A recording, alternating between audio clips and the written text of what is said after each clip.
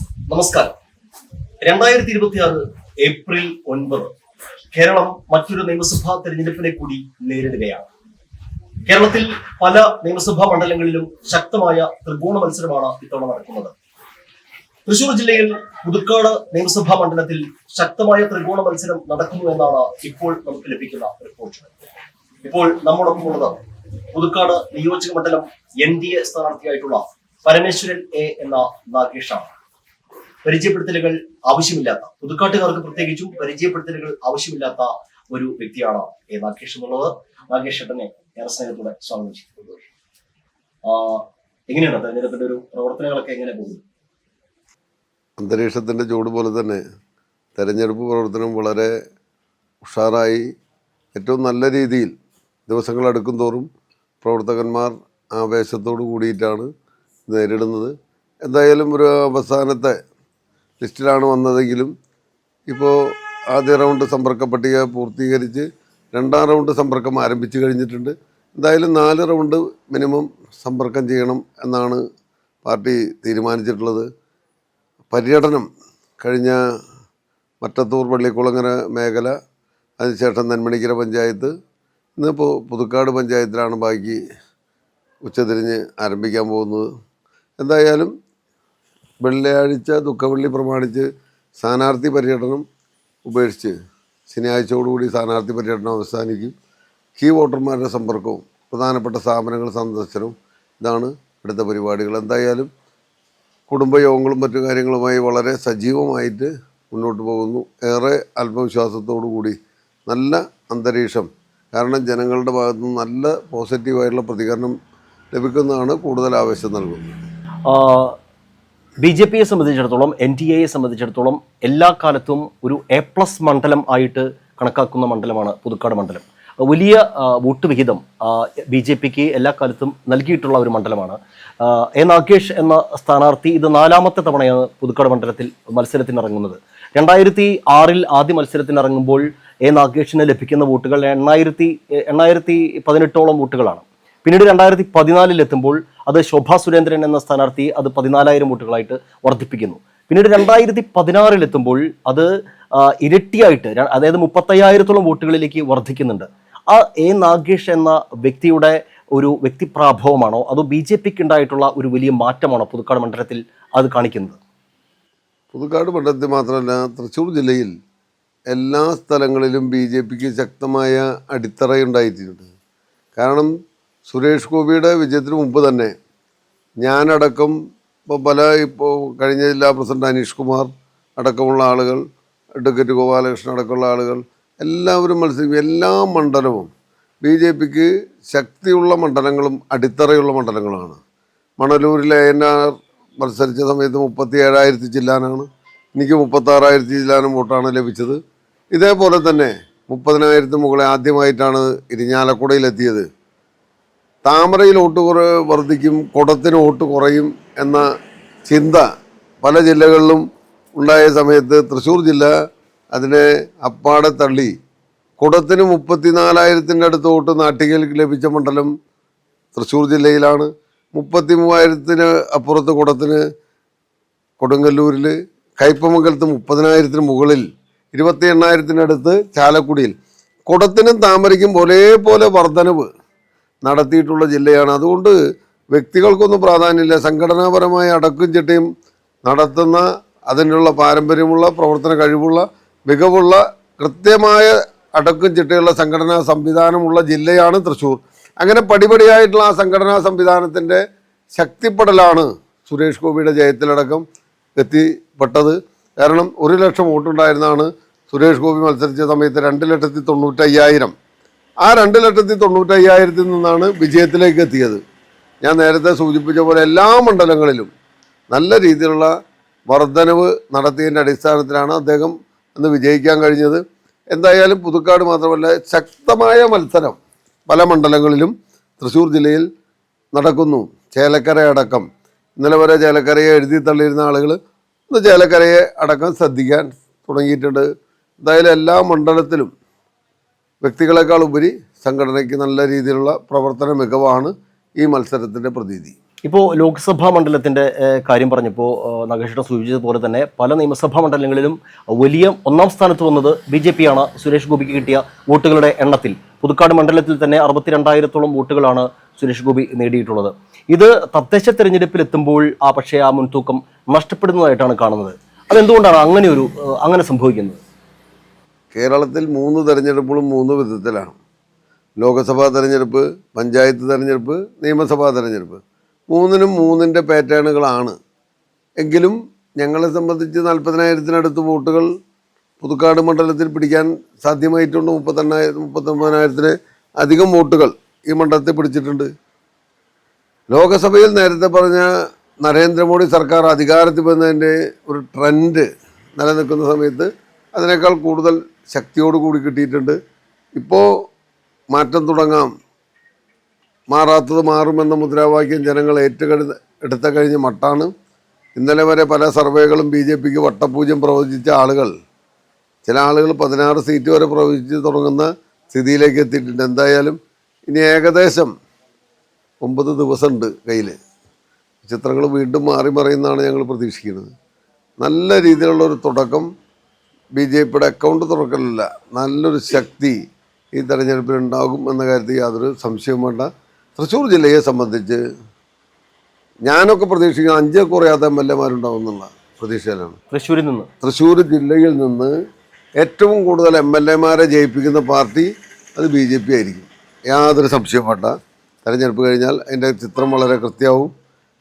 ഏറ്റവും കൂടുതൽ MLA 13 സീറ്റുള്ള തൃശ്ശൂർ ജില്ലയിൽ ഏറ്റവും നമ്പർ 1 MLA ജില്ല അത് തൃശ്ശൂർ ജില്ലയായിരിക്കും. അതൊരു വലിയ ആത്മവിശ്വാസമാണ്. ഏതായാലും കേന്ദ്ര നേതൃത്വത്തിന്റെ കാര്യം പറയുമ്പോൾ കേന്ദ്ര നേതൃത്വത്തിന് ഒരു പ്രത്യേക താല്പര്യം എപ്പോഴും കേരളത്തോട് അല്ലെങ്കിൽ പ്രത്യേകിച്ച് തൃശ്ശൂരിനോട് കാണിക്കുന്നതായിട്ട് കാണാൻ കഴിയും. ഇപ്പോൾ പ്രധാനമന്ത്രി നരേന്ദ്രമോദി അടക്കം തൃശ്ശൂരിൽ പ്രചരണ പരിപാടികൾക്ക് എത്തുകയുണ്ടായി. അപ്പോൾ ഈ സുരേഷ് ഗോപിയുടെ വിജയം നൽകിയ ഒരു ഓളം അത് കേന്ദ്രത്തിലും എത്തി എന്ന് വേണം കരുതാൻ. അങ്ങനെ ഇരിക്കുമ്പോൾ തന്നെ ഈ കേന്ദ്രത്തിന്റെ പദ്ധതികൾ അത് കേരളത്തിലെ നിയമസഭാ മണ്ഡലങ്ങളിൽ അതാത് MLA ഏതെങ്കിലും തരത്തിലുള്ള വിവേചനം ആ കേന്ദ്ര പദ്ധതികളോട് കാണിക്കുന്നതായിട്ട് തോന്നിയിട്ടുണ്ടോ? കേന്ദ്രത്തിൻ്റെ പദ്ധതികൾ നടപ്പാക്കുന്ന എല്ലാ MLA പരാജയമാണ്. കാരണം ഇപ്പോൾ ഇവിടെ തന്നെ ജൽജീവൻ മിഷൻ പദ്ധതി ഏറ്റവും പരിതാപകരമായി നടപ്പാക്കിയ ഒരു മണ്ഡലമാണ് പുതുക്കാട് മണ്ഡലം. പിന്നെ എല്ലാ മേഖലയിലും കാരണം നരേന്ദ്രമോദി സർക്കാർ നടപ്പാക്കുന്ന പദ്ധതി നടപ്പാക്കാൻ തയ്യാറാകാത്ത ആളുകളാണ് കേരളത്തിൻ്റെ ആളുകൾ. എന്തായാലും പൊതുവെ കേന്ദ്ര സർക്കാരിൻ്റെ ഏതൊക്കെ കാര്യങ്ങൾ പറഞ്ഞാലും മുഖം തിരിച്ച് നിൽക്കുന്ന കാഴ്ചയാണ്. അത് മുഴുവൻ MLA അതിന് മുൻപന്തിയിലാണ്. പ്രത്യേകിച്ച് എൻ്റെ പുതുക്കാട് ഉള്ള അനുഭവം കുടിവെള്ളത്തിൻ്റെ കാര്യത്തിലടക്കം അങ്ങനെയാണ്. എന്തായാലും ജനങ്ങളെ ബോധ്യപ്പെടുത്തും, പാർട്ടി ബോധ്യപ്പെടുത്തുക, ഇതാണ് അതിൽ ചെയ്യാൻ കഴിയുന്നത്. കാരണം കേരള സർക്കാർ ഇത്തരം കാര്യങ്ങളാണ് ചെയ്യുന്നത്. കേന്ദ്രത്തിനെ കുറ്റപ്പെടുത്താൻ വേണ്ടിയിട്ടുള്ള അവസരമാക്കി മുതലാക്കാൻ പരിശ്രമം നടത്തുന്നു. ഇപ്പോൾ ഈ കുടിവെള്ളത്തിന്റെ കാര്യം പറഞ്ഞതുപോലെ ഇപ്പോൾ BJPയുടെ ടാഗ് ലൈൻ എന്ന് പറയുന്നത് മാറാത്തത് മാറുമെന്നാണ്. പുതുക്കാട് മണ്ഡലത്തിൽ എന്തൊക്കെ മാറ്റങ്ങളാണ് വരേണ്ടത്? പുതുക്കാട് മണ്ഡലത്തിൽ നേരത്തെ സൂചിപ്പിച്ച പോലെ കേരളത്തിലെ ഏറ്റവും വലിയ നല്ല ടൂറിസ്റ്റ് കേന്ദ്രമാക്കാവുന്ന ഒരു മണ്ഡലമാണ് പുതുക്കാട്. ചിമ്മിനി ഡാമുമായി ബന്ധപ്പെട്ട് ഇക്കോ ടൂറിസം പ്രഖ്യാപിച്ച് അവിടെ അതിഗംഭീരമായ സൗകര്യങ്ങളുള്ള അല്ലെങ്കിൽ ടൂറിസ്റ്റുകളെ ആകർഷിക്കാൻ വേണ്ട പദ്ധതിയും പരിപാടിയും തയ്യാറാക്കാൻ കഴിയുന്ന സ്ഥലമാണ്. എന്തായാലും അതിനുവേണ്ടി ഒന്നും ചെയ്യാൻ ബന്ധപ്പെട്ട ആളുകൾ തയ്യാറായില്ല. ഈ മണ്ഡലത്തിൻ്റെ പ്രത്യേകത 2 പുഴകൾ സമൃദ്ധിയായിട്ട് ഒഴുകുന്ന മണ്ഡലമാണ്. പുതുക്കാടിനെ സംബന്ധിച്ച് കുറുമാലിപ്പുഴയും മണലിപ്പുഴയുള്ള മണ്ഡലമാണ്. ഈ മണ്ഡലത്തിൻ്റെ കുടിവെള്ളക്ഷാമം പരിഹരിക്കാൻ, ഈ മണ്ഡലത്തിൻ്റെ കൃഷിക്ക് ഉപയുക്തമായിട്ടുള്ള ജലസേചനം ഉണ്ടാകാൻ ഒരു പരിപാടിയും പദ്ധതിയില്ല. അപ്പോൾ അതുകൊണ്ട് അത് വളരെ ഗൗരവമായിട്ട് കണ്ട് അതിനു വേണ്ട കാര്യങ്ങൾ ചെയ്യുന്ന ഇന്നും കുടിവെള്ള പദ്ധതിക്ക് വേണ്ടിയിട്ട് വർഷങ്ങളായി കിടക്കുന്ന പൈപ്പുകൾ വല്ലച്ചിറ പോലെയുള്ള മേഖലയ്ക്ക് എടുക്കുക. കാരണം യാതൊരു ഇതില്ല. ഇപ്പോൾ ഇവിടുന്ന് നേരെ പോയി കഴിഞ്ഞാൽ 5 പഞ്ചായത്തുകൾക്ക് ഗുണം കിട്ടുന്നതാണ് Attappally regulator cum bridge. Ravindranath ഉദ്ഘാടനം കഴിച്ചു, രാമചന്ദ്രനും ഉദ്ഘാടനം കഴിച്ചു എന്നാണ് എൻ്റെ അറിവ്. എന്നും ഉദ്ഘാടനമായിരുന്നു. ഇപ്പോൾ അവിടെ വലിയ വാഹനമൊക്കെ കടക്കരുത് പാലാപകടത്തിൽ നിന്നാണ്. ശരിക്കും പറഞ്ഞാൽ പാലം തുറന്നു കൊടുത്തിട്ടില്ല, അപ്പോഴും പാലം അപകടത്തിലായതാണ്. ഊട് വ്യവസായത്തിൻ്റെ കേന്ദ്രമായിരുന്നു, ഇന്ന് ഓട്ട് കമ്പനികളില്ല. അങ്ങനെ സമസ്ത മേഖലയിലും വികസന മുരടിപ്പാണ്. എന്തായാലും നമ്മളെ സംബന്ധിച്ച് അതിന് കൃത്യമായ കാഴ്ചപ്പാടുണ്ട്. അത് ജനങ്ങളുടെ മുന്നിൽ അവതരിപ്പിക്കൽ മാത്രമല്ല, അതിന് പരിഹാരം കാണാനുള്ള പ്രക്രിയ ഞങ്ങൾ ജനങ്ങളുടെ മുന്നിൽ വയ്ക്കും. അതിനനുസരിച്ചുള്ള ഒരു വികസനം കൊണ്ടുവരാൻ, കാരണം കേന്ദ്ര സർക്കാരിൻ്റെ സഹായത്തോടു കൂടി നല്ല രീതിയിലുള്ള വികസനം മണ്ഡലത്തിൽ നടപ്പാക്കാൻ കഴിയും. ഇപ്പോൾ ഈ കുറവുകൾ എന്ന് പറയുമ്പോൾ ഈ കുറവുകളൊക്കെ ജനങ്ങൾക്ക് മുമ്പിൽ തുറന്നു കാണിക്കുന്നതിൽ ഏതെങ്കിലും തരത്തിലുള്ള പോരായ്മ അത് BJPയുടെ ഭാഗത്തു നിന്ന് ഉണ്ടായിട്ടുണ്ട് എന്ന് വേണ്ടേ കരുതാൻ. ഇപ്പോൾ നമുക്കറിയാം ടോളിൻ്റെ വിഷയം, ഇപ്പോൾ ദേശീയപാത കൂടി ഉൾപ്പെടുന്ന ഒരു മേഖലയാണ്. വലിയക്കര ടോൾ പ്ലാസ അടക്കമുള്ള ഗൗരവതരമായ വിഷയങ്ങൾ, പാലം നിർമ്മാണങ്ങളടക്കമുള്ള വിഷയങ്ങൾ, ഇവിടെ മണ്ണ് മാഫിയയുടെ സ്വാധീനമുണ്ടെന്ന വാർത്തകൾ നിറയുന്ന വിഷയങ്ങൾ, അത്തരം വിഷയങ്ങളിലൊക്കെ ഒരു പ്രതിപക്ഷം ചെയ്യേണ്ട, അല്ലെങ്കിൽ ജനങ്ങളുടെ ശബ്ദമായി പ്രവർത്തിക്കേണ്ട BJPയെ പോലെയുള്ള പാർട്ടികൾ അത്തരം കാര്യങ്ങളിൽ മാറി നിൽക്കുന്നു, വീഴ്ച സംഭവിച്ചിട്ടുണ്ട് എന്ന് തോന്നിയിട്ടുണ്ടോ? അത്തരം കാര്യങ്ങളിൽ എന്ന് പറയാൻ സാധിക്കില്ല. നേരത്തെ പറഞ്ഞോണം, ഒരു വീഴ്ചയല്ല. പൊതുവേ ജനങ്ങളുമായിട്ട് ബന്ധപ്പെട്ട് പ്രവർത്തിക്കുന്ന ഭാരതീയ ജനതാ പാർട്ടിയെ സംബന്ധിച്ച് ഏറ്റവും നല്ല രീതിയിൽ അടിത്തട്ടിലുള്ള സംഘടനാ പ്രവർത്തനം സമരരംഗത്തും നമ്മളുണ്ടായിട്ടുണ്ട്. പാലിയേക്കര ടോൾ സമരത്തെ സംബന്ധിച്ച് രാഷ്ട്രീയത്തിനപ്പുറത്ത് കേന്ദ്ര സർക്കാരായാലും അത് ശക്തമായ സമരം മുൻപന്തിയിൽ നിൽക്കാമെന്ന് നിലപാടെടുത്ത് ഭാരതീയ ജനതാ പാർട്ടിയാണ്. CPMനെയും കോൺഗ്രസിനെയും സമരരംഗത്തേക്ക് ക്ഷണിച്ചത് BJPയാണ്. യാതൊരു ചുമതലയില്ലാതെ അതിൻ്റെ സമരരംഗത്ത് കൊണ്ടുവരാൻ കഴിവിൻ്റെ പരമാവധി ഞങ്ങളുടെ സമര മുന്നണിയിലായിരുന്നു. SNDP, ക്രിസ്ത്യൻ സംഘടനകൾ, എല്ലാ ജാതി സമവാക്യ സംഘടനകളടക്കം ഞങ്ങളായിട്ട് എതിർക്കുന്ന കമ്മ്യൂണിസ്റ്റ് പാർട്ടി അടക്കമുള്ള ആളുകൾ ഞങ്ങളുടെ സംഘടനയാണ്. പക്ഷേ CPMഉം കോൺഗ്രസും വേറെ വേറെ സമരം സംഘടിപ്പിച്ചു. അവർക്ക് കൃത്യമായ ലക്ഷ്യമുണ്ടായിരുന്നു, ഈ സമരം എങ്ങനെയായാലും തകർക്കാമെന്നുള്ളതാണ്. ആ സമരം തകർക്കാൻ വേണ്ടി രണ്ട് കൂട്ടരും 3 തരം സമരങ്ങളാണ് അവിടെ നടന്നത്. അതുകൊണ്ടാണ് ആ സമരം ശ്രദ്ധിക്കപ്പെടാതെ പോയത്. എന്തായാലും ഭാരതീയ ജനതാ പാർട്ടിക്ക് നേരത്തെ പറഞ്ഞ ആ സമരത്തിലേറെ മുൻപോട്ട് കൊണ്ടുപോകണം എന്നുള്ള ഇതുണ്ടായിരുന്നു. പക്ഷേ ഞങ്ങളുടെ സംഘടനാ സംവിധാനത്തിനേക്കാൾ ഉപരി അല്പം തീവ്രവാദ സ്വഭാവമുള്ള സംഘടനകളൊക്കെ തന്നെ അതിലുണ്ട്. ഞങ്ങളെ സംബന്ധിച്ച് സമരത്തിന് തീവ്രത വേണമെന്നുള്ള അഭിപ്രായം ഉണ്ടെങ്കിലും ആ സംഘടനകളൊക്കെ സമരത്തിനേക്കാൾ അപ്പുറത്ത് പല സംഘടനകളും അക്രമത്തിൻ്റെ കാര്യത്തിൽ വളരെ മുൻപന്തിയിൽ വന്ന സമയത്താണ് പല ആളുകളും ആ സമരരംഗത്ത് നിന്ന് പിന്മാറാൻ തയ്യാറായത്. കാരണം ഒരു ജനകീയ സമരത്തിൻ്റെ അപ്പുറത്തേക്ക് ചില കാഴ്ചപ്പാടുകൾ, ചില ആളുകൾ, കാരണം അതിൽ വലിയ ജനശക്തിയുള്ള സംഘടനകളൊന്നുമല്ല പല ആളുകളും, വളരെ കുറച്ച് ആളുകളുള്ള ആളുകൾ പറയാം. പക്ഷേ അവരുടെ സ്വഭാവം അതിനനുസരിച്ചല്ല. അപ്പോൾ അത്തരത്തിലുള്ള ചില നിലപാടിൻ്റെ അടിസ്ഥാനത്തിൽ സമരം പുറകോട്ട് പോയി. പക്ഷെ അത് CPMഉം കോൺഗ്രസും വളരെ ആസൂത്രിതമായിട്ട് അത് പരാജയപ്പെടുത്താനുള്ള നീക്കമാണ് അവിടെ വിജയിച്ചത്. ഞങ്ങളന്ന് സമരം ചെയ്യുമ്പോൾ രാഷ്ട്രീയമല്ല, കേന്ദ്രം ആര് ഭരിക്കട്ടെ, സംസ്ഥാനം ആര് ഭരിക്കട്ടെ, പക്ഷേ നമ്മുടെ വിഷയം എന്ന രീതിയിൽ കൊണ്ടുവരാം എന്ന് ഞങ്ങൾ ആവശ്യപ്പെട്ടിരുന്നു. രവീന്ദ്രനാഥ് അടക്കമുള്ള ആളുകൾ സമരരംഗത്ത് വരണം എന്നാണ് ആവശ്യപ്പെട്ടത്. അതിൻ്റെ ചുമതല ഏറ്റെടുക്കണമെന്നാണ് ആവശ്യപ്പെട്ടത്. സമരത്തിൽ നേരത്തെ പറഞ്ഞ മുതലാക്കുന്ന പരിപാടിയില്ല, പക്ഷേ അവരതിന് തുറങ്കം വയ്ക്കുന്ന പരിപാടിയുണ്ട്. കാരണം അത് പല പല കടപ്പാടുകളാണ് നമുക്ക് പിന്നെ മനസ്സിലായിട്ടുള്ളത്. എന്തായാലും BJP സംബന്ധിച്ച് ഒരു കടപ്പാടും ഈ ടോൾ കമ്പനിയായിട്ടില്ല. അതൊരു നല്ലൊരു ഉത്തരമാണത്, ജനങ്ങൾ കേൾക്കുന്നുണ്ട്. ഏതായാലും ഈ ഒരു ന്യൂനപക്ഷ വിഭാഗങ്ങളോട് മുൻ വർഷങ്ങളിലത്തെ പോലെ ഒരു BJPയോട് ഒരു അകൽച്ചയൊക്കെ ഇല്ലാതായിരിക്കുന്നു. ന്യൂനപക്ഷങ്ങളിൽ വലിയ സ്വാധീനം ചെലുത്താൻ BJPക്ക് കഴിയുന്നു. അത് വോട്ടായി മാറുന്നു, വോട്ട് വിഹിതം അത്തരത്തിൽ വർദ്ധിക്കുന്നു. ഈ മറ്റ് സംഘടനകൾ, ഇപ്പോൾ 2020 പോലെയുള്ള സംഘടനകൾ BJPയുമായി സഹകരിക്കുന്നു, BDJSന്റെ സ്വാധീനമുണ്ട്. അങ്ങനെ ഒരുപാട് സംഘടനകൾ കൂടി BJPയോട് അടുക്കുകയാണ്. ഈ മാറ്റത്തിൻ്റെ കാരണം എന്താണ്? BJPയുമായി 2020 പോലുള്ള നല്ല ജനകീയ പ്രസ്ഥാനങ്ങൾ, കാരണം 3-4 പഞ്ചായത്ത് ഭരണപക്ഷം, അതുപോലെ തന്നെ പ്രതിപക്ഷം, അങ്ങനെ വരുന്ന ശക്തിയുള്ള പ്രസ്ഥാനങ്ങൾ വരുന്ന ഏറെ നല്ലത് തന്നെയാണ്. നേരത്തെ പറഞ്ഞ പല ജനവിഭാഗത്തിൻ്റെ ഇടയിലും ആ തൊട്ടുകൂടായ്മ മാറാനുള്ളൊരു സാഹചര്യം കൂടിയുണ്ട്. ഞങ്ങളെ സംബന്ധിച്ച് ഏറെ സന്തോഷം, നിരവധി ആളുകൾ വരിയായിട്ടാണ് നിൽക്കുന്നത്. കാരണം BJPയിൽ ചേരണമെന്ന് ആഗ്രഹിച്ചതാണ്. പല മേഖലയിൽ പ്രവർത്തിക്കുന്ന പ്രമുഖരടക്കം എന്നെ സമീപിച്ചിട്ടുണ്ട്. സംസ്ഥാന അധ്യക്ഷൻ്റെ പക്ഷെ എനിക്ക് നേരം കിട്ടാത്തതുകൊണ്ടും എനിക്ക് സമയം കിട്ടാത്തതുകൊണ്ടും എനിക്ക്, കാരണം ആളുകൾ വേറെ ഉത്തരവാദിത്തത്തിനോ ബന്ധപ്പെട്ട കാര്യത്തിന് വേണ്ടിയില്ല, BJPയോടാണ് പ്രാമുഖ്യം. പണ്ട് കാലത്ത് നമ്മളെ തൊടാൻ കൂട്ടാക്കാത്ത ആളുകളൊക്കെ ഏത് മേഖല, സിനിമാ മേഖലയാവട്ടെ, മറ്റു മേഖലയോ ബിസിനസ് മേഖലയാവട്ടെ, ഏത് മേഖലയിലെ ആളുകളും ബി ജെ പിയിൽ വരാൻ തയ്യാറാണ്. കാരണം ആകെ പ്രതീക്ഷ ബി ജെ പി മാത്രമായിട്ട് മാറുന്ന സാഹചര്യം ഏറെ സാഹചര്യമാണ്. പിന്നെ ക്രിസ്ത്യൻ വിഭാഗത്തിനിടയിൽ യാതൊരു ഭയപ്പാടിൻ്റെ അന്തരീക്ഷമില്ല. പൊതുവേ സി പി എമ്മും കോൺഗ്രസും സൃഷ്ടിക്കാൻ പരിശ്രമിച്ചത് അത് നേരെ വിപരീതമാണ്. എന്നെ സംബന്ധിച്ച് കേരളത്തിൽ ബി ജെ പിയിൽ ഏറ്റവും കൂടുതൽ ക്രിസ്ത്യൻ വോട്ട് സമാഹരിക്കാൻ പോകുന്നത് ഞാനാണെന്നുള്ള അഭിപ്രായക്കാരനാണ് ഞാൻ. കാരണം എല്ലാ സ്ഥലങ്ങളിലും ആരുടെയും പരിചയപ്പെടുത്താൻ നമുക്ക് ആവശ്യമില്ല. എല്ലാ സ്ഥലങ്ങളുമായിട്ട് നമുക്ക് ബന്ധമുണ്ട്. ഞാൻ ബിഷപ്പുമായിട്ട് ബന്ധപ്പെട്ട് സംസാരിച്ച് വളരെ മുമ്പ് തന്നെ, മാസങ്ങൾക്ക് മുമ്പ് തന്നെ അദ്ദേഹമായിട്ട് ബന്ധപ്പെട്ട് സഹായിക്കണമെന്ന് അഭ്യർത്ഥിച്ച ആളാണ്. അവരുടെ ഇതിന് ദോഷം വരാത്ത രീതിയിലുള്ള സഹായമാണ് അഭ്യർത്ഥിച്ച്.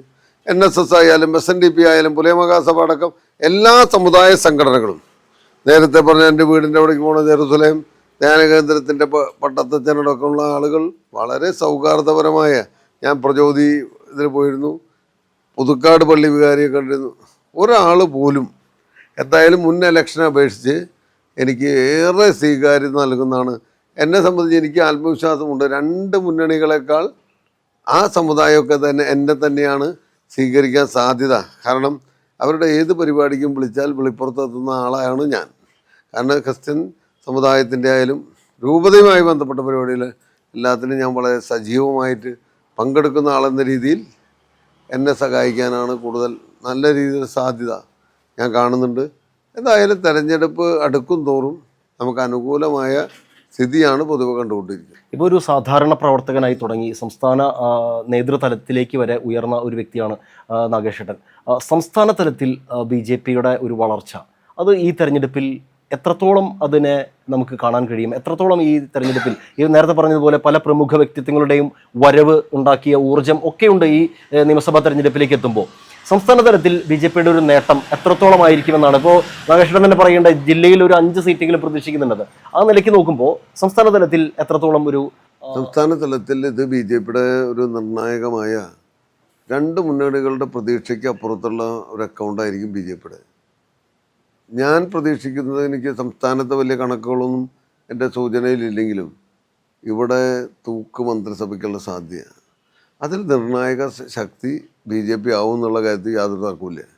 ഞങ്ങളെ സംബന്ധിച്ച് 100% രണ്ടാൾക്കെതിരായി പോരാടി എന്തായാലും ഞങ്ങളെ ബഹുമാനിക്കേണ്ട ഗതികേടിലെത്തും എന്ന കാര്യത്തിൽ തർക്കമില്ല.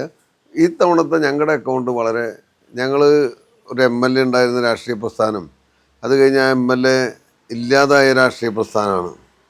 അതുകൊണ്ട് ആ സംഘടന എന്ന രീതിയിൽ ഞങ്ങളെ അവഹേളിച്ച് അപമാനിച്ച ആളുകൾക്കൊക്കെ എന്തായാലും മെയ് മാസം 4-ാം തീയതി സങ്കടപ്പെടേണ്ടി വരും എന്ന കാര്യത്തിൽ യാതൊരു തർക്കം. അങ്ങനെയെങ്കിൽ സംസ്ഥാന തലത്തിൽ BJPയെ അവഗണിക്കാൻ ഇരു മുന്നണികൾക്കും കഴിയാത്തൊരു സാഹചര്യം ഉണ്ടാവുകയാണെങ്കിൽ മറ്റത്തൂര് ആവർത്തിക്കുകയാണോ ഉണ്ടാവുക? അതിനൊന്നും ഉത്തരം പറയാൻ ഞാൻ അത്ര പ്രാപ്തിയായിട്ടില്ല. കാരണം എന്താ വെച്ചാൽ അതൊക്കെ അഖിലേന്ത്യാ നേതൃത്വവും സംസ്ഥാന അധ്യക്ഷനടക്കമുള്ള ആളുകൾ ചെയ്യേണ്ട കാര്യം. മറ്റത്തൂരിനെ സംബന്ധിച്ച് അങ്ങനെയില്ല. ഞങ്ങൾ മറ്റത്തൂർ വളരെ കൃത്യമായ നിലപാടാണ്. കോൺഗ്രസിനെയും കമ്മ്യൂണിസ്റ്റിനെയും പിന്തുണയ്ക്കില്ല. ആ നിലപാട് തന്നെയാണ് ഞങ്ങൾ ഇപ്പോൾ എടുത്തിട്ടുള്ളത്. ആ നിലപാടാണ് അവിടെ കോൺഗ്രസിൽ നിന്ന് വന്ന ആളുകളെ പ്രസിഡൻ്റാക്കാൻ ഞങ്ങൾ സമ്മതിച്ചത്. പക്ഷേ കോൺഗ്രസ്സുകാർ തിരികെ പിടിക്കാൻ പല ചർച്ചകൾ നടത്തി. ഇനി എല്ലാ ആളുകളും ചാക്കിട്ട് നടന്നു. ചെല്ലാത്ത എന്താണെന്ന് കോൺഗ്രസ്സുകാരോട് ചോദിക്കണം. പിന്നെ അത് നേരത്തെ മറ്റത്തൂർ മോഡൽ എന്ന് പറഞ്ഞ് CPM വിരൽ പിടിക്കുന്ന 25 കൊല്ലം ഭരിച്ച മറ്റത്തൂര് എന്ത് പോകുമ്പോഴുള്ളൊരു വിരൽ പിടിപ്പാണ്. കേരളത്തിന് പുറത്ത് കിടന്ന CPM ആയിട്ട് 2 കൂട്ടരും കോർത്ത് പിടിക്കാൻ യാതൊരു ആലോചനയുമില്ല. ഇവിടെ വലിയ വികാരപ്രകടനവും വലിയ ചാരിത്രമൊക്കെ പ്രസംഗിക്കുന്ന ആളുകൾ കോൺഗ്രസും BJPയും കൂട്ടുകൂടി തന്നെ. ഞങ്ങൾ കോൺഗ്രസിൽ നിന്ന് മാറ്റി നിർത്തി കോൺഗ്രസിന് രാജിവെച്ച് വന്ന ആളുകൾക്കാണ് ഞങ്ങൾ സ്വീകരണം കൊടുത്തിട്ടുള്ളത്. യാതൊരു സംശയവും വേണ്ടല്ലോ. കാരണം ഞങ്ങളുടെ എല്ലാ ആളുകൾ ഇങ്ങനെ വന്നുകൊണ്ടിരിക്കുകയല്ലേ. മുൻ മുഖ്യമന്ത്രിമാരുടെ ആന്റണിയുടെ മോനും ഞങ്ങളുടെ അലിക്കാൻ വന്നത്, കരുണാകരൻ്റെ മോളും ഞങ്ങളുടെ അലിക്കാൻ വന്നത്. ഇനി ഇഷ്ടം പോലെ ആളുകൾ ഇങ്ങനെ വരിയായിട്ട് വരാൻ നിൽക്കണം. അവർക്കൊക്കെ മാന്യമായി പരിഗണന കൊടുക്കും. കോൺഗ്രസിനും കമ്മ്യൂണിസ്റ്റ് പാർട്ടിക്ക് ഞങ്ങൾ പിന്തുണ കൊടുക്കില്ല. അത് ഞങ്ങൾ മറ്റത്തൂർ കൃത്യമായിട്ട് നടപ്പാക്കി. അതിൽ 2 കൂട്ടരും വിരൽ പിടിപ്പുണ്ട്. ഇപ്പോൾ പ്രശ്നം എന്തായിരുന്നു പറഞ്ഞാൽ, എന്താ കോൺഗ്രസിൻ്റെ പ്രശ്നം അവസാനിക്കാത്തത്? എന്താ കോൺഗ്രസിൻ്റെ പ്രശ്നം? ഒരു വൈസ് പ്രസിഡന്റിനെ രാജിവെപ്പിച്ചു. ഇപ്പം എന്താ കോൺഗ്രസ് പ്രസിഡന്റിനെ രാജിവെപ്പിക്കാത്തത്? കോൺഗ്രസ് പറഞ്ഞാൽ അനുസരിക്കില്ല. ഞങ്ങളെ സംബന്ധിച്ച് അത്രയാണ്. ഞങ്ങൾ അതിലൊരു പ്രസിഡന്റ് സ്ഥാനം, വൈസ് പ്രസിഡന്റ് സ്ഥാനം, ഒരു സ്റ്റാൻഡിംഗ് കമ്മിറ്റി സ്ഥാനം ഒന്നും ഞങ്ങൾ ആവശ്യപ്പെട്ടില്ല. ഞങ്ങളെ സംബന്ധിച്ച് 2 കൂട്ടരും മാറ്റാന്നുള്ള ആ പദ്ധതി ഞങ്ങൾ വിജയിച്ചു. ആ കാര്യത്തിൽ യാതൊരു തർക്കമില്ല. മറ്റത്തൂര് ആവർത്തിക്കാനുള്ള ഇതിൽ എന്നെയൊക്കെ സംബന്ധിച്ച് എൻ്റെ ലോക്കൽ പരിധിയിലാണ് ഇതൊക്കെ ആവർത്തനം നടത്തുന്നത്. ആ ലോക്കൽ പരിധിയിലൊക്കെ ആവർത്തനം നടത്തുമെന്നല്ല, എല്ലാ പരിപാടിയും ചെയ്തു കൊടുക്കും. മറ്റതൊക്കെ വലിയ വലിയ നേതാക്കന്മാർ തീരുമാനിക്കേണ്ട കാര്യമാണ്. കാരണം ഇവിടെ രണ്ട് കൂട്ടരും ഒറ്റപ്പെടുത്താൻ എൻ്റെ ബൗണ്ടറിയിൽ നിൽക്കുന്ന കാര്യത്തിലൊക്കെ ഞാൻ ശക്തമായിട്ട് ഇടപെടും. അത് മറ്റത്തൂരായാലും ഏത് വിഷയമായാലും രണ്ട് കൂട്ടരെ അവസാനിപ്പിക്കുന്ന കാര്യത്തിൽ ഞങ്ങൾ വളരെ മുൻപന്തിയിൽ നിൽക്കും. കാരണം എന്താ വെച്ചാൽ അവർ കാണിക്കുന്ന തെമ്മാടിത്തം ജനങ്ങളുടെ മുന്നിൽ അവതരിപ്പിക്കലാണ്. കേരളം കഴിഞ്ഞാൽ പുറത്ത് കെട്ടിപ്പിടിക്കുക, അത് കഴിഞ്ഞിട്ട് ഇവിടെ വന്ന് ചാരിത്രം പ്രസംഗിക്കുക. എന്നിട്ട് ഞങ്ങൾ CPM ആയിട്ട് ഡീലാണ്, ഞങ്ങൾ കോൺഗ്രസ് ആയിട്ട് ഡീലാണ്. ഇതിനെതിരെയാണ് നമ്മൾ പ്രചരിപ്പിക്കുന്നത്. അപ്പോൾ ഈ ഇരുമുന്നണികളെയും ഇല്ലാതാക്കാനുള്ള ഒരു BJPയുടെ ഒരു ട്രാപ്പാണെന്നുള്ളത് കോൺഗ്രസിന് മനസ്സിലായിട്ടില്ല എന്നാണോ മറ്റത്തൂരിൽ? കോൺഗ്രസിന് ഇനി മനസ്സിലാവാനൊന്നുമില്ല. കാരണം വെച്ചാൽ കോൺഗ്രസ് 90% സ്ഥലത്തും ആ ഇന്ത്യയുടെ ഭൂപടം നോക്കി അത് കാവി പതച്ച് കഴിഞ്ഞു. ഇനി ആകെ ചെറിയ 1-2 സ്ഥലത്താണ് ഈ അവസാനിക്കാനുള്ളത്. പിന്നെ ഞങ്ങളെ സംബന്ധിച്ച് കോൺഗ്രസ്സുകാരെ എന്തൊക്കെ പറഞ്ഞാലും ന്യൂനപക്ഷത്തിൻ്റെ പേരും പറഞ്ഞ് കോൺഗ്രസ് നടക്കാൻ പറ്റില്ല. ന്യൂനപക്ഷങ്ങൾ ആധിപത്യമുള്ള എല്ലാ സ്ഥലങ്ങളും BJP ഭരിക്കണം. അതായത് BJPനെ വർഗീയ പാർട്ടിയായിട്ട് പറയുന്ന ആളുകൾക്ക് ഒരു ന്യൂനപക്ഷ സ്റ്റേറ്റും കിട്ടിയിട്ടില്ല. ഞങ്ങളാണ് അവിടെയൊക്കെ ഭരിക്കുന്നത്. പിന്നെ നേരത്തെ പറഞ്ഞ എല്ലാ സ്ഥലങ്ങളിലും ഇനി ഞങ്ങളുടെ അമിത്ഷാ പറഞ്ഞ പോലെ കേരളം, ബംഗാൾ, തമിഴ്നാട് ഇത് മുദ്രാവാക്യ ആൾ പറഞ്ഞിട്ടുള്ളത്. അപ്പോൾ അത് വലിയ ദോഷം വരുന്നുള്ള അഭിപ്രായം ഞങ്ങൾക്കില്ല. കാരണം എന്താ വെച്ചാൽ 100% അദ്ദേഹം ഒരു ലക്ഷ്യം വെച്ച് പ്രവർത്തിച്ചാൽ 1.5% വോട്ടുണ്ടായിരുന്ന ത്രിപുരയിൽ അധികാരത്തിൽ വന്ന് 25 കൊല്ലം അധികാരത്തിൽ നിന്ന് പാർട്ടീനെ മാറ്റി അധികാരത്തിൽ വന്ന ആളുകളാണ്. അതുകൊണ്ട് ബംഗാളും കേരളവും മോശമാവില്ല എന്ന് തന്നെയാണ് ഞങ്ങളുടെ തീരുമാനം. പൊതുവേ നല്ല അന്തരീക്ഷത്തിലാണ് പോകുന്നത്. കേരളത്തിൽ എന്തായാലും MLA ഇല്ലാത്ത പാർട്ടിയാണ്. എന്തായാലും അതിൻ്റെ റിസൾട്ട് അധികം ഗംഭീരമാവുന്നതാണ്. പൊതുവേ രണ്ട് മുന്നണികളിൽ നല്ല കുഴപ്പങ്ങളുണ്ട്. അത് BJPക്ക് അനുകൂലമാവും. കാരണം BJPയിലാണ് ആളുകൾക്ക് വിശ്വാസം. നരേന്ദ്രമോദി വരുമ്പോൾ നല്ല ജനത്തിരക്കും അത് തന്നെയാണ്. മോദിയെ കേൾക്കാൻ ആളുകളുണ്ട്. ഇന്നിപ്പോൾ എല്ലാ സ്ഥലത്തും വോട്ട് മറിക്കാൻ പറ്റില്ല. പണ്ട് 2-3 സീറ്റുകളിൽ വോട്ട് മറിച്ചാൽ മതി. ഇപ്പോൾ എല്ലാ സ്ഥലവും ത്രികോണ മത്സരം വരുമ്പോൾ കോൺഗ്രസും കമ്മ്യൂണിസ്റ്റും ആകെ വെപ്രാളത്തിൽ എവിടെയാണ് വോട്ട് മറിക്കേണ്ടതെന്ന് തീരുമാനമില്ലാണ്ട് നടക്കുക. അങ്ങനെ എല്ലായിടത്തും വോട്ട് മറിച്ചാൽ അവരുടെ കാര്യം അധോഗതിയാവും. ഇനി പുതുക്കാട് മണ്ഡലത്തിൻ്റെ MLA ആയിട്ട് തിരഞ്ഞെടുക്കപ്പെട്ട് കഴിഞ്ഞാൽ പുതുക്കാട് മണ്ഡലത്തിൽ അടിയന്തരമായി ചെയ്യേണ്ട സാഹചര്യങ്ങൾ എന്തൊക്കെയാണ്? പുതുക്കാട് മണ്ഡലത്തിൽ അടിയന്തരമായി എല്ലാ മേഖലയിലും കുടിവെള്ളം എത്തിക്കുന്ന പരിപാടിയാണ് ആദ്യം തന്നെ നടപ്പാക്കേണ്ടത്.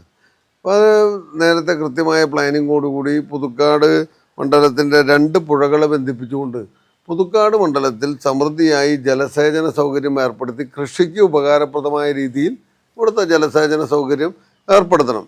എന്തായാലും ഊട് വ്യവസായം നാമാവശേഷമായി സ്മാരകങ്ങളാണെന്ന് പല സ്ഥലത്ത് നടക്കുന്നത്. അവശേഷിക്കുന്ന സ്മാരകങ്ങളെങ്കിലും പിടിച്ചു നിർത്താൻ വേണ്ടിയിട്ടുള്ള നടപടി സ്വീകരിക്കണം എന്നാണ്. അതുപോലെ തന്നെ കേന്ദ്രത്തിൻ്റെ സഹായത്തോടു കൂടി ചിമ്മിനി ഇക്കോ ടൂറിസം ഏറ്റവും നല്ല രീതിയിൽ എത്രത്തോളം കൊണ്ടുപോകാൻ സാധിക്കും ആ രീതിയിലേക്ക് കേരളത്തിൽ ശ്രദ്ധിക്കപ്പെടുന്ന ഒരു കേന്ദ്രമാക്കിയിട്ട് പുതുക്കാടിനെ മാറ്റുക എന്നതാണ് പ്രഥമമായി നല്ല രീതിയിലുള്ള പരിഗണന. എന്തായാലും അത് പുതുക്കാടിൻ്റെ ഒരു ഭാവി ഏറ്റവും നല്ല രീതിയിൽ ശ്രദ്ധിക്കപ്പെടുന്ന കേന്ദ്രമായിട്ട് മാറും. ഏതായാലും മാറാത്തത് മാറും എന്ന ടാഗ് ലൈനുമായാണ് BJP സംസ്ഥാനത്ത് ഇത്തവണ നിയമസഭാ തെരഞ്ഞെടുപ്പിന് ഇറങ്ങിയിരിക്കുന്നത്. ഏതായാലും പുതുക്കാട് മണ്ഡലത്തിൽ ഇത്തവണ BJP വലിയ മുന്നേറ്റങ്ങൾ ഉണ്ടാക്കും എന്ന് തന്നെയാണ് NDA സ്ഥാനാർത്ഥി A. നാഗേഷ് ആത്മവിശ്വാസം പ്രകടിപ്പിക്കുന്നത്. ഒപ്പം സംസ്ഥാനത്ത് വലിയ മാറ്റങ്ങൾ ഉണ്ടാകും. ജില്ലയിൽ 5 മണ്ഡലങ്ങളിൽ BJPക്ക് വിജയ സാധ്യതയാണ് A. നാഗേഷ് പ്രവചിക്കുന്നത്. ഏതായാലും നമുക്ക് കാത്തിരിക്കാം മെയ് 4 വോട്ടെണ്ണൽ ദിനം വരെ. പുതുക്കാട് മണ്ഡലത്തിൽ അത്ഭുതങ്ങൾ സംഭവിക്കുമോ? നന്ദി, നമസ്കാരം.